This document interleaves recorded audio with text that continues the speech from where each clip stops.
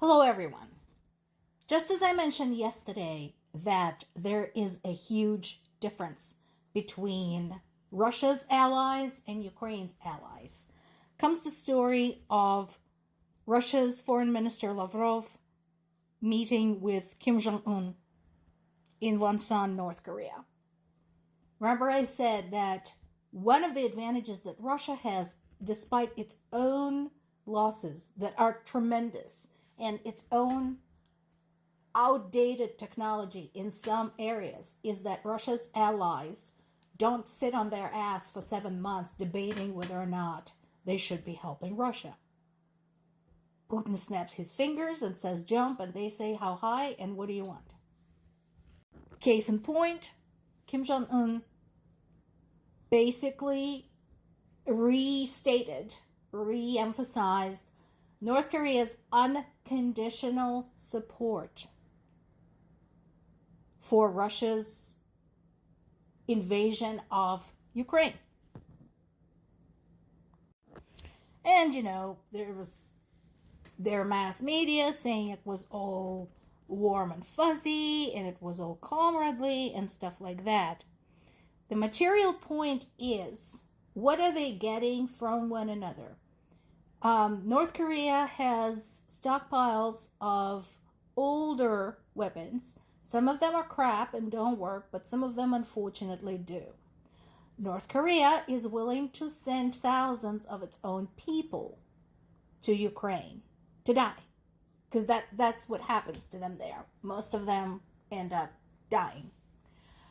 And North Korea can, in fact, mount its own manufacturing of smaller, cheaper things like drones. What does Russia bring to the relationship?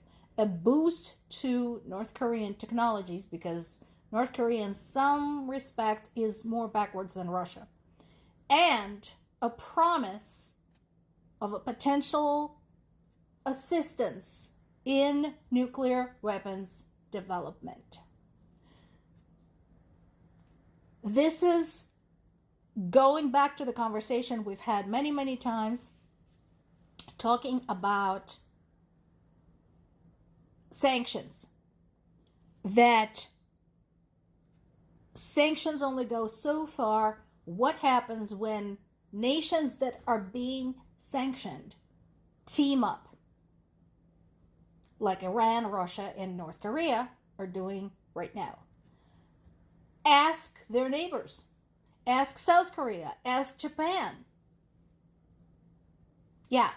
And the last time I checked, those were U.S. allies too, although, now it's anybody's guess which ones of our allies still want to talk to us. There have been more horrific strikes on Ukraine civilians. By the way, it's Sunday, right? So mom and dad update. Mom and dad are alive. They're okay. They are not sleeping, but they're okay. They haven't been killed.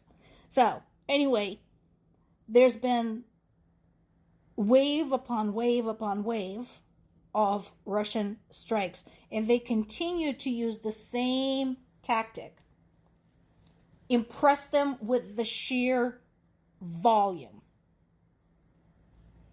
26 cruise missiles and 597 tech drones were launched. Most of them were Shaheds, so Iranian. The Ukrainian Air Force did their best. They downed 319 drones, 25 missiles. One missile and about 20 drones had hit 5 locations. These strikes have killed at least 2 people and wounded 20 in Chernivtsi. And again, remember I pointed out the location. This is important. Chernivtsi is in the southwest of Ukraine. If you look at the map, Chernivtsi is but a skip, a hop, and a jump from Moldova and to the east, and Romania to the south. So it won't be long before those two will have to scramble something. I don't even know if Moldova has military jets to scramble if shit starts falling on their heads.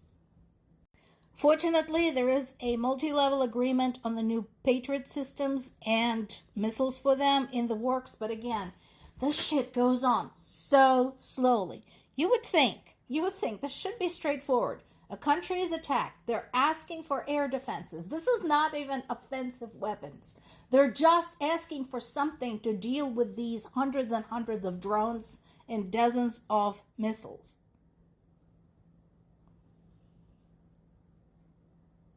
And yes, Zelensky's right when he says, can you guys do something other than talk?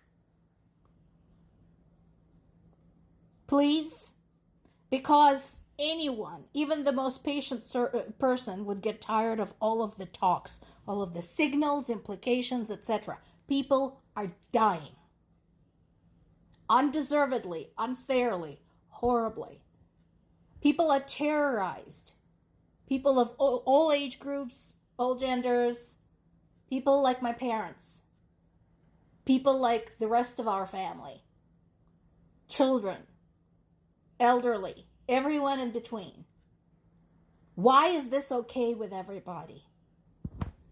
Now, this article is on the Guardian site, and yes, this is the question a lot of us have been asking for a very long time, since 3.5 years ago, possibly earlier.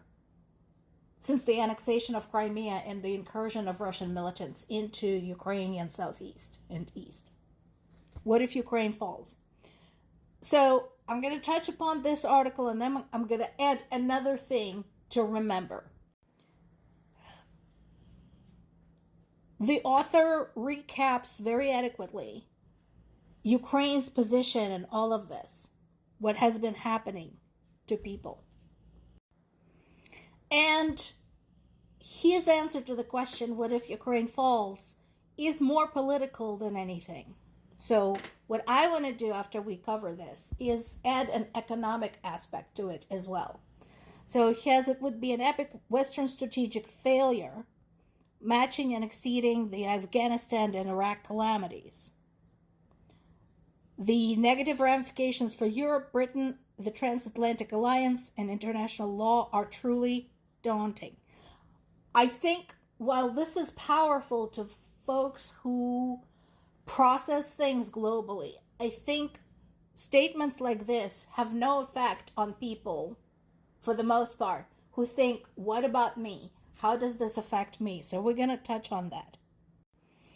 He does accurately point out that Ukraine is short on reliable allies. That Putin had assembled his own coalition. And yes, the author includes China in this, and we know China's position. They try to pretend like they have nothing to do with it, but we know they have everything to do with it. France, Germany, the United Kingdom are all trying to fill the gap left by the United States. But again, it's a slow going. So there is a conversation about Trump's dilly-dallying on all of that, and the concern that right now he is pissed off with Putin because his feelings have been hurt. But one phone call from Putin and he probably will halt aid to Ukraine again. And yes, it's true, not all is lost. If people get their shit together, this can still be won for Ukraine. So now that we have considered political implications, economically, Ukraine supplies 70% of the world supply and 90% of the US supply of inert gases necessary for the production of microchips. Let me put it to you plainly. They're already operating at a significantly slowed down rate because of the factories having been destroyed by Russia.